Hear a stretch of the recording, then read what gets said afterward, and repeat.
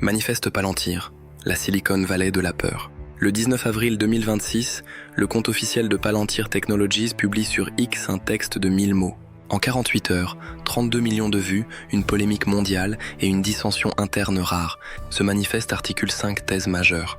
Restituons-le, sans caricature. 1. La Silicon Valley a contracté une dette morale envers la nation qui l'a faite. Elle doit reprendre sa place dans l'effort de défense. 2. Le soft power a montré ses limites. La paix exige désormais du hard power. Et le hard power de ce siècle sera bâti sur le logiciel. 3.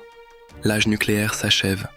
S'ouvre une ère de dissuasion fondée sur l'intelligence artificielle. La question n'est plus de savoir si les armes d'IA seront construites, mais qui les construira. 4. Le service national doit redevenir une obligation universelle.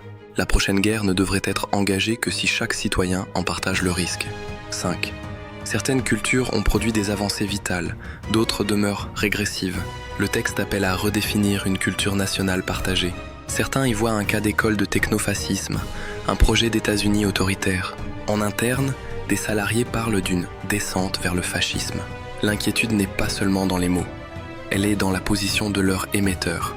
Palantir n'est pas un think tank, c'est l'opérateur logiciel du Pentagone, de l'ICE, du NHS, du NUPD. Ces systèmes décident déjà des personnes à suivre, à cibler et expulser.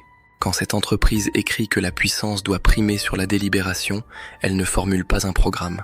Elle décrit une infrastructure qu'elle a déjà bâtie. Ce manifeste n'annonce donc pas un avenir, il signe avec emphase un présent. Et c'est précisément ce qui le rend si singulier, si troublant.